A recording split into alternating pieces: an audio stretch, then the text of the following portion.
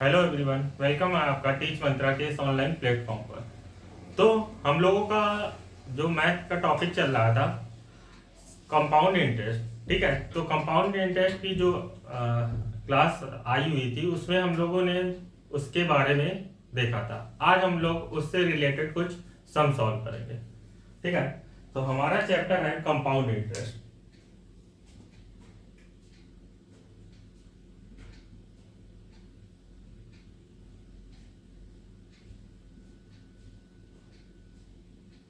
Compound interest जिसको हम लोग बोलते हैं चक्रवृद्धि ब्याज।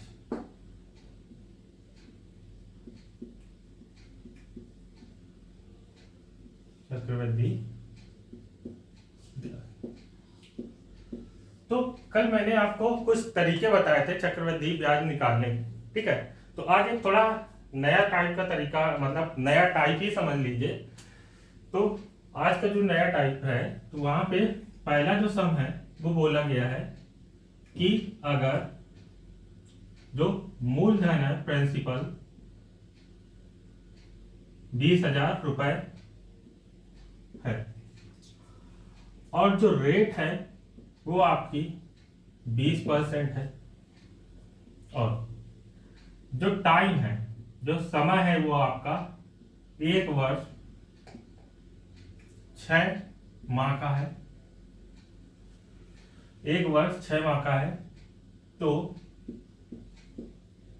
चक्रवृद्धि ब्याज ज्ञात कीजिए। चक्रवृद्धि ब्याज ज्ञात कीजिए अगर दर अर्ध वार्षिक, अगर दर अर्धवार्षिक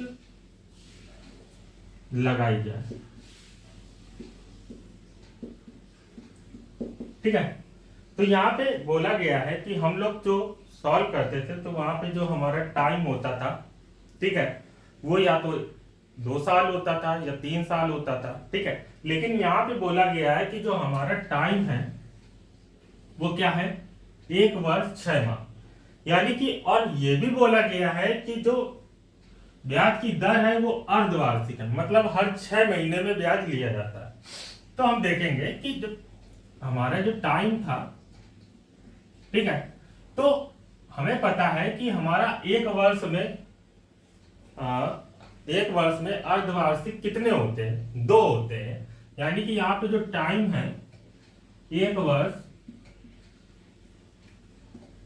6 माह का, ठीक है। तो यहाँ पे और ये बोला गया है कि दर अर्धवार्षिक हो, यानी कि टाइम जो है वो जो दर यूज की जा रही है वो 6 महीने में। तो यहाँ पे 6 महीने के कितने पार्ट हो जाएंगे, एक हो जाएगा 6 माह का, दूसरा हो जाएगा 6 माह का, और तीसरा हो जाएगा 6 माह का। यानी कि यहाँ पे किस्तें जो है वो 3 हो रही है और अर्धवार्षिक हो रही है। अब यहाँ पे क्या करेंगे कि हम देखेंगे कि हमारा जो रेट है वो कितना है, 20%। तो 20% जो रेट है वो कैसा है, वार्षिक है, ठीक है। 20% रेट जो यूज हो रहा है वो हमारा कैसा है, वार्षिक है। लेकिन यहाँ पे क्या बोला गया है कि जो हम रेट यूज करेंगे वो अर्धवार्षिक, यानी कि 6 माह का यूज करेंगे। तो यहाँ पे क्या है, जब वार्षिक है तो रेट भी आधा हो जाएगा, यानी 20 है तो ये हो जाएगा 10%, ठीक है। 10% यहाँ का रेट हो जाएगा, यानी कि ये 10% आधा हो जाएगा, ठीक है। अब यहाँ पे जो रेट है वो कितनी है, 10%, और 10% की फ्रैक्शनल वैल्यू 1/10 होती है। यानी कि हम इसको सॉल्व करना चाहे तो फ्रैक्शन मेथड से भी सॉल्व कर सकते हैं। फ्रैक्शन मेथड से इस टाइप से सॉल्व करेंगे कि अगर टाइम यहाँ पे 3 छमाही ठीक है, 3 छमाही है, ठीक है। P अगर यहाँ पे 10 है तो A यहाँ पे क्या हो जाएगा 11। ये पहली छमाही के लिए, ठीक है, पहली छमाही के लिए। दूसरी छमाही के लिए अगर 10 है तो फिर कितना हो रहा है 11। तीसरी छमाही के लिए अगर यहाँ पे ये 10 है तो ये कितना हो रहा है 11। अब देखेंगे कि ये कितना हो जाएगा 1000 और ये कितना हो जाएगा 1331। तो यहाँ पे जो चक्रवृद्धि ब्याज होगा वो कितना हो जाएगा, CI जो हमारा होगा वो हो जाएगा 331। लेकिन यहाँ पे हमारा प्रिंसिपल दिया गया है कितना 20,000 रुपए, यानी कि प्रिंसिपल जो है हमारा वो 20,000 रुपए है। तो क्या हो जाएगा, लेकिन यहाँ पे हमारा जो प्रिंसिपल आ रहा है वो 1000 यूनिट आ रहा है, यानी कि 1000 बराबर 20,000। तो एक बराबर कितना हो जाएगा, एक बराबर यहाँ पे 20 हो जाएगा। लेकिन यहाँ पे हमारा CI कितना दिया गया 331।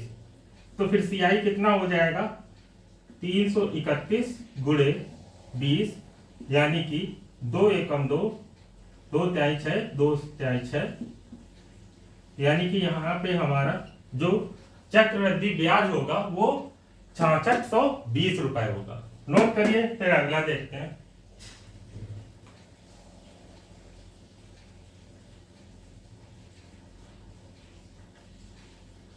तो आप लोगों ने नोट कर लिया होगा। इसका दूसरा टाइप और बता देता हूं मैं। ये तो फ्रैक्शन मेथड हो गया।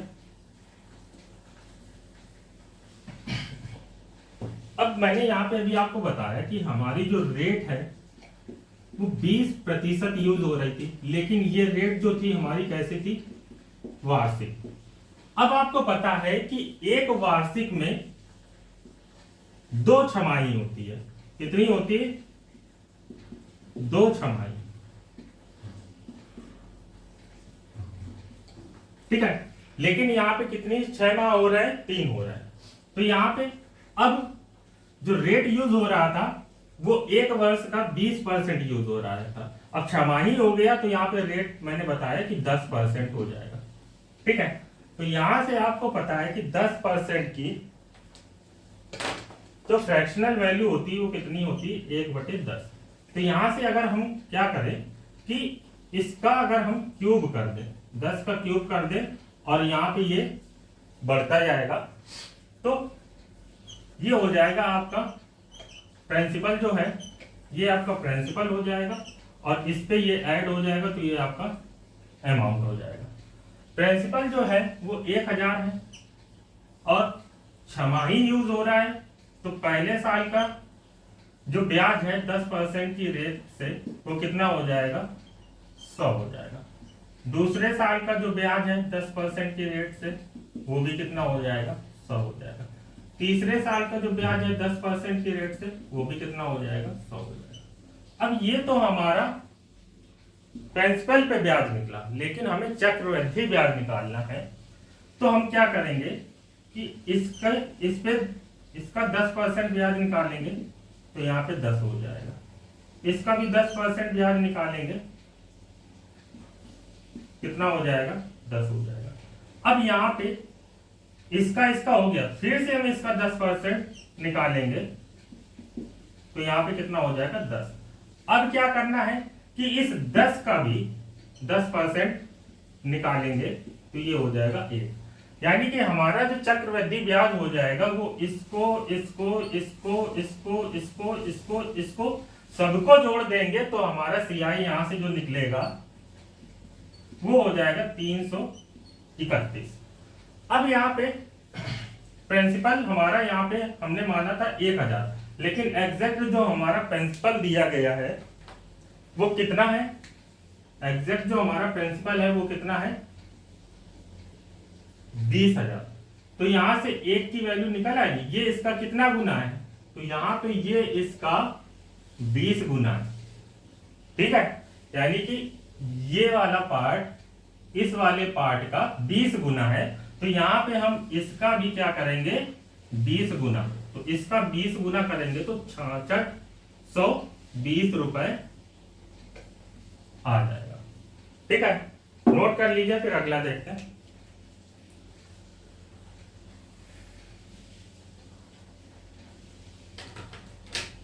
तो आप लोगों ने नोट कर लिया होगा, चलिए अगला देखते हैं।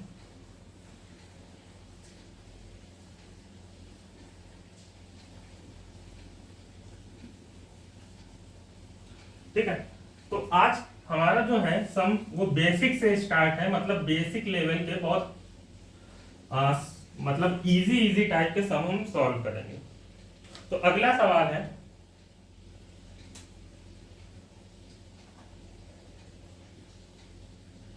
₹3000 का 20% वार्षिक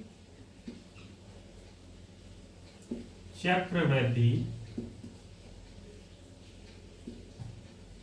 ब्याज की दर से 2 वर्ष का मिश्र धन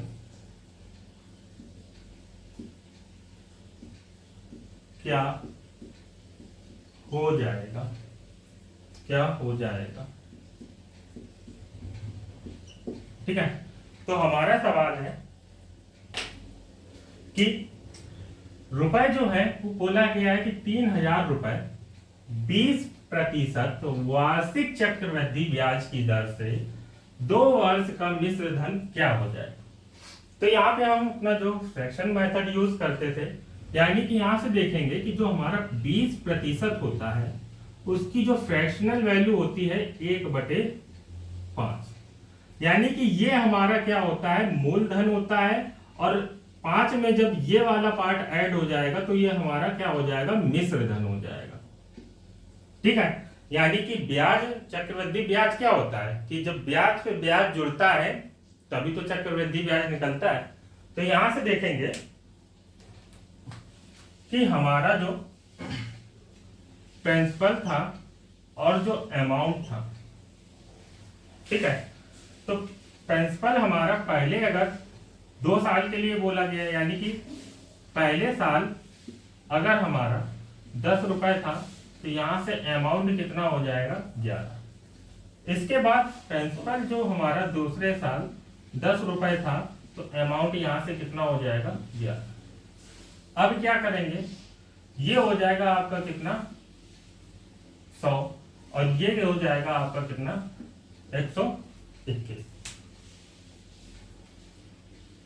सॉरी यहाँ पे थोड़ा मिस्टेक हो गई।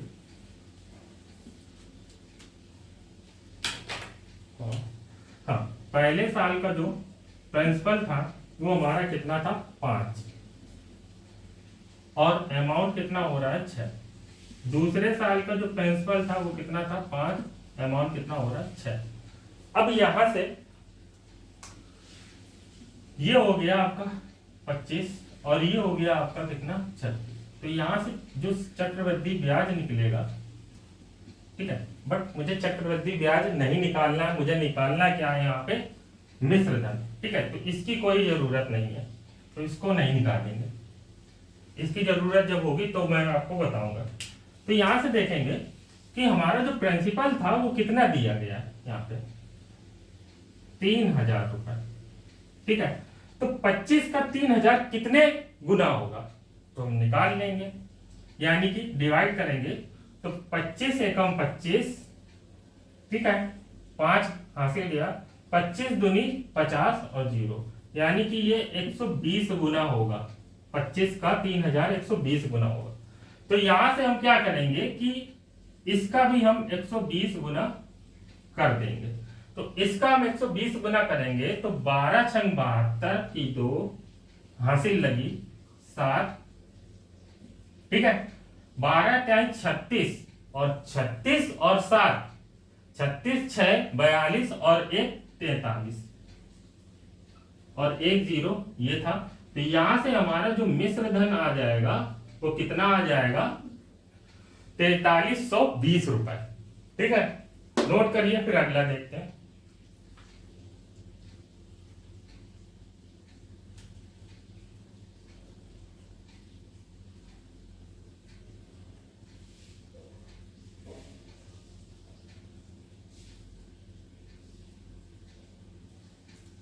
चलिए अगला देखते हैं।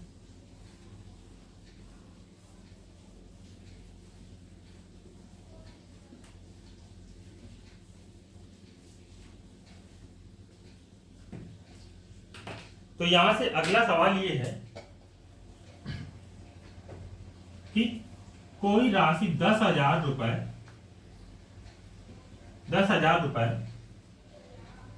10% वार्षिक दर से 3 वर्ष के लिए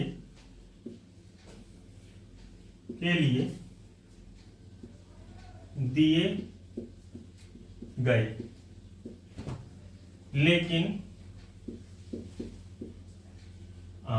ठीक है, दिए गए अवधि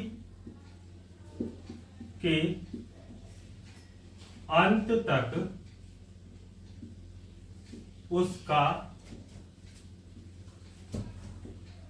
चक्रवृद्धि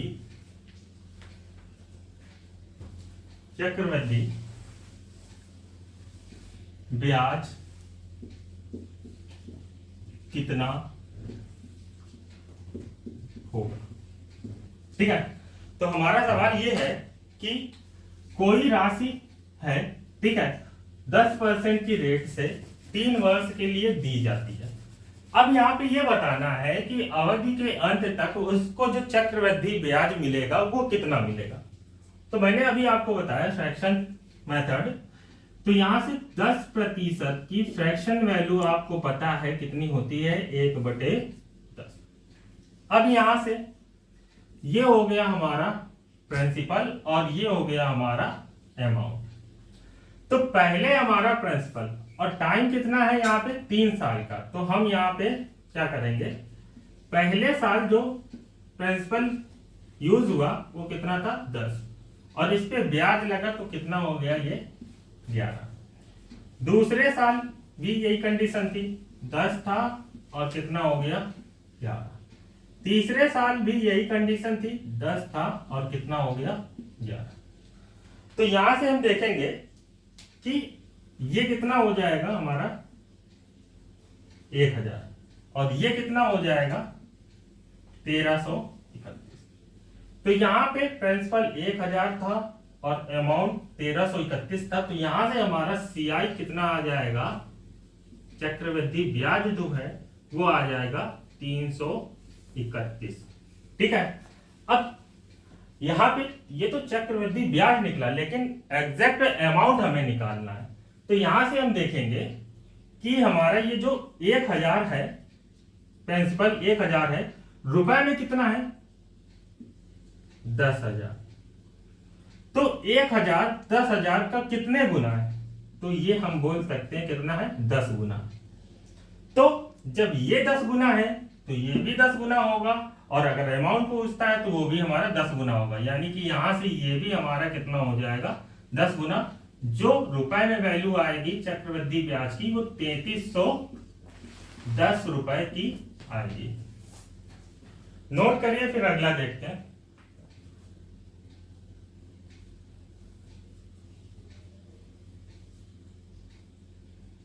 तो आपने नोट कर लिया होगा, चलिए अगला देखते हैं।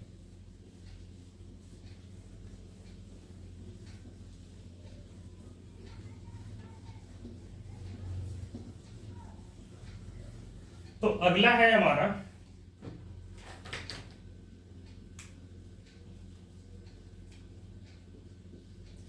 ₹225 का धन 2 वर्ष में 256 रुपए हो जाता है,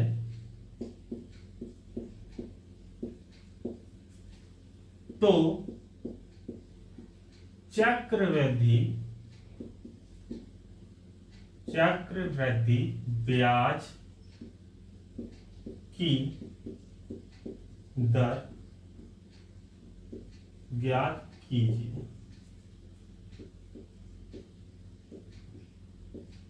ठीक है, यानी कि यहां पे बोला गया है कि 225 रुपए 2 वर्ष में 256 रुपए हो जाता है।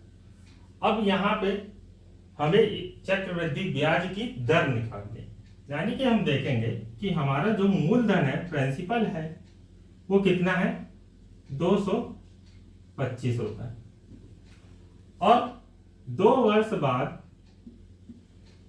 वो अमाउंट में कन्वर्ट हो जाता है, कितना हो जाता है 256 रुपए। ठीक है, तो इस कंडीशन में हमें रेट निकालने के लिए क्या करेंगे कि इन दोनों का वर्गमूल निकालेंगे। क्या करेंगे? दोनों का वर्गमूल निकालेंगे। तो यहां से देखेंगे कि 225 का अगर हम वर्गमूल निकालते हैं और 256 का अगर हम वर्गमूल निकालते हैं, तो 225 का वर्गमूल आपको पता होगा 15 होता है, और 256 का वर्गमूल 16 होता है। यानी कि अब यहां से हम डिफरेंस अगर निकालेंगे तो डिफरेंस यहां से कितना हो जाएगा +1 का। ठीक है, अब यहां पे हमें रेट निकालनी है। ठीक है, यानी कि चक्रवृद्धि ब्याज की दर निकालनी है, यानी रेट निकालनी है।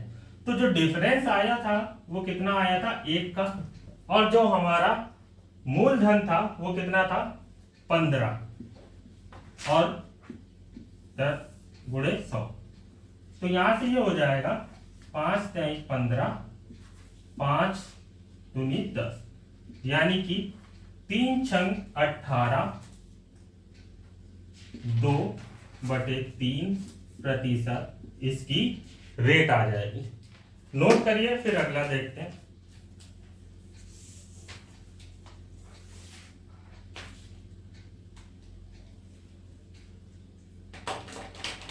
तो आप लोगों ने नोट कर लिया होगा, चलिए अगला देखते हैं।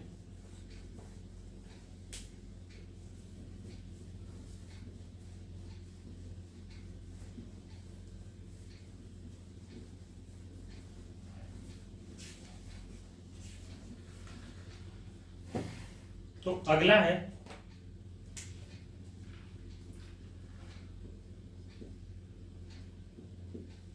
कोई धन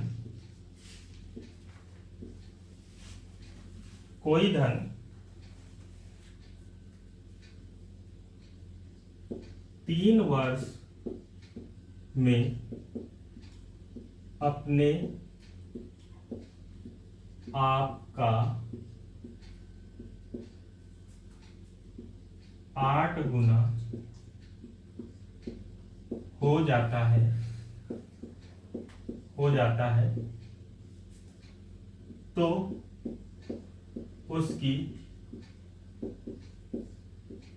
चक्रवृद्धि ब्याज की दर ज्ञात कीजिए। ठीक है, तो यहां पे बोला गया है कि कोई धन है 3 वर्ष में अपने आप का 8 गुना हो जाता है, तो चक्रवृद्धि ब्याज की दर ज्ञात कीजिए। यानी कि यहाँ पे देखेंगे कि हमारा जो प्रिंसिपल है और जो अमाउंट है, यानी कि प्रिंसिपल हमारा अगर 1 था तो 3 वर्ष बाद वो 8 गुना हो जाता है, यानी कि ये 8 हो जाएगा। तो अभी 2 साल के लिए मैंने बताया था, अब यहाँ पे आया है 3 साल। तो इसमें भी क्या करेंगे कि दोनों का घनमूल निकालेंगे। ठीक है, यहां पे दोनों का हम घनमूल निकालेंगे। तो 1 का घनमूल निकालेंगे और 8 का घनमूल निकालेंगे। तो 1 का घनमूल 1 होता है और 8 का घनमूल 2 होता है। तो यहाँ पे जो डिफरेंस आया है वो कितने का आया है? +1 का। अब निकालना क्या है? चक्रवृद्धि ब्याज की दर। तो रेट बराबर जो डिफरेंस आया और जो दर प्रिंसिपल था हमारा 1 गुणे 100। तो यहाँ पे जो रेट आ जाएगी वो आ जाएगी हमारी कितनी? 100%। नोट करिए, फिर अगला देखते हैं।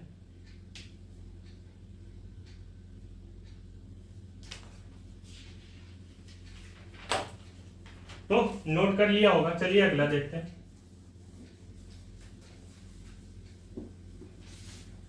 देखिए ये हमारा बेसिक लेवल है, मतलब अब क्या होगा अगली क्लास में थोड़े इससे और स्टैंडर्ड होंगे। जैसे जैसे क्लास बढ़ेगी वैसे वैसे जो सवाल है उसका स्टैंडर्ड बढ़ेगा। तो अगला सवाल है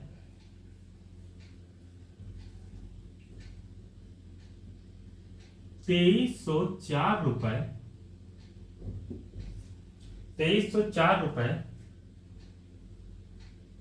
3 वर्ष में 2304 रुपए 3 वर्ष में 2500 रुपए, सॉरी यहाँ पे 2 वर्ष है, 2500 रुपए हो जाता है। तो उसकी चक्रवृद्धि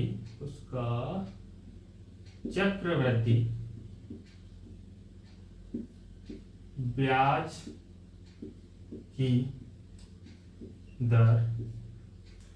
की दर ज्ञात कीजिए। आप लोग एक बार देखिए और ट्राई करिए कि इसकी जो दर होगी वो कितनी होगी।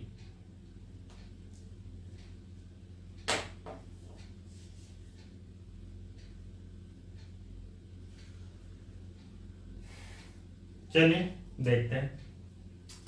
यहां पे बोला गया है कि 2304 रुपए 2 वर्ष में 2500 रुपए हो जाते हैं। तो चक्रवृद्धि ब्याज की दर ज्ञात कीजिए। यानी कि यहाँ पे प्रिंसिपल जो है वो 2304 रुपए है और 2 वर्ष बाद वो जो अमाउंट है वो कितना हो जा रहा है? 2500। तो इसको थोड़ा छोटा करेंगे, तो इसको डिवाइड करेंगे।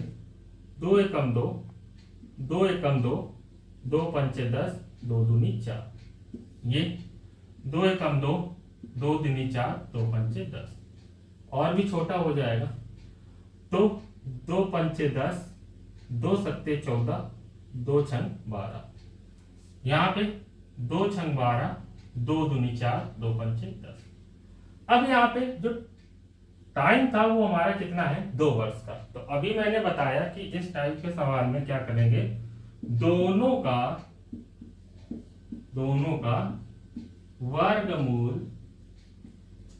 वर्गमूल निकालेंगे। दोनों का वर्गमूल निकालेंगे। तो दोनों का वर्गमूल निकालेंगे, ठीक है। तो यहां से ये हो जाएगा 576 और इसका हो जाएगा 625। तो 576 हमारा वर्गमूल होता है किसका? 24 का। और 625 तो आपको पता ही है, वो तो बचपन से पढ़ते आ रहे हैं, 25, ठीक है। तो इन दोनों का जो डिफरेंस आया वो +1 का आया।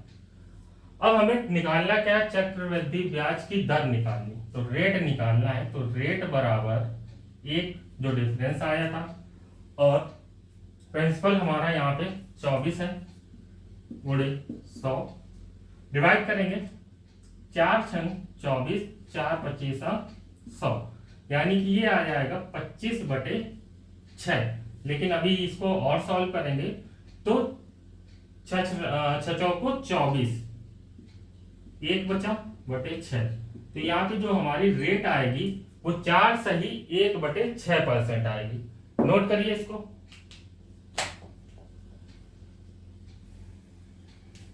तो आप लोगों ने नोट कर लिया होगा। चलिए अगली क्लास में मिलते हैं कुछ इससे और स्टैंडर्ड सम के साथ। तब तक के लिए गुड बाय।